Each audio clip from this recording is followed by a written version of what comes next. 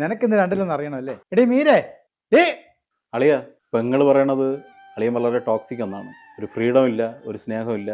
എൻ്റെ വീട്ടിലൊരു കുറവും അറിയാതെ വളർന്ന പെണ്ണാണ് അവൾ. ഇപ്പോൾ ഇവിടെ നരകത്തിൽ ജീവിക്കും പോലെയാണ് അവൾ ജീവിക്കണമെന്നാണ് എൻ്റെ അടുത്ത് പറഞ്ഞത്.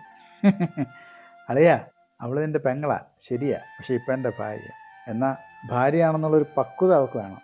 അല്ലാണ്ട് വീട്ടിൽ നടക്കുന്നതെല്ലാം അവിടെ വിളിച്ച് പറയുന്നത് ഒരു ചീപ്പ് പരിപാടിയാണ്. പിന്നെ അവളെന്തേലും വിളിച്ച് പറഞ്ഞെന്നും പറഞ്ഞ് അതും കേട്ട് ഇവിടെ വന്ന് ചോദിക്കാൻ വന്നിരിക്കുന്നത് അതിലും വലിയ ചീപ്പ് പരിപാടി.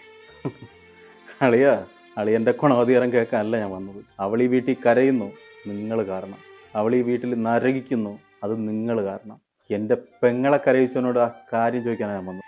മോനെ, ചട്ടിയും കലാവുമ്പോൾ തട്ടിയും മുട്ടിന്നിരിക്കും. ഭാര്യയും ഭർത്താവുമ്പോൾ അങ്ങനെയൊക്കെ തന്നെ. ഭാര്യയും മക്കളും ഇല്ലാതെ നിനക്ക് ഇതൊക്കെ മനസ്സിലാകും. അങ്ങനെ തനിക്ക് തട്ടാനും മുട്ടാനും അല്ല എൻ്റെ പെങ്ങളെ ഇങ്ങോട്ട് കെട്ടിച്ചു വിട്ടത്. എനിക്കിന്ന് രണ്ടിലൊന്നും അറിഞ്ഞേ പറ്റൂ, എന്തിനാണ് എൻ്റെ പെങ്ങളെ ദ്രോഹിക്കണമെന്ന്. നിനക്കിന്ന് രണ്ടിലൊന്നും അറിയണമല്ലേ? എടീ മീരേ, ഏ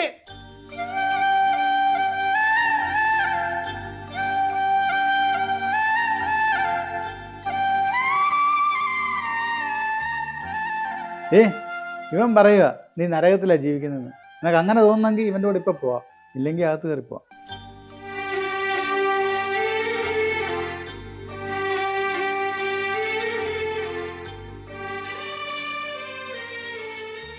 കണ്ട, നമ്മൾ അകത്ത് കയറി പോയാണ്ട.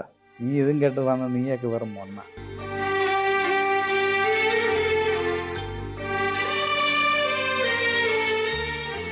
ഒന്ന് സൂക്ഷിച്ചു നോക്ക് എൻ്റെ എക്സ് അളിയ. എൻ്റെ പെങ്ങളാവള്. ആത്മാഭിമാനം ഇല്ലാത്തടത്ത് കടിച്ചു തൂങ്ങി നിൽക്കില്ല. നിങ്ങൾക്ക് ഇവിടെ വേണ്ടത് ഒരു ഭാര്യയല്ല, ഒരു അടിമയാണ്. കൂലി കൊടുക്കണ്ടാത്ത ഒരു അടിമ. അതിനി എന്നെ കിട്ടില്ല. ഞാൻ PG വരെ പഠിച്ചിട്ടാ 10 തോറ്റ നിങ്ങളുടെ കൂടെ ഇവിടെ നരകിച്ചത്.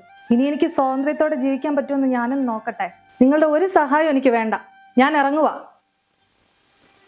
പാടാ, നമുക്ക് പോവാം. എന്നാ ശരി എൻ്റെ എക്സ് അളിയ.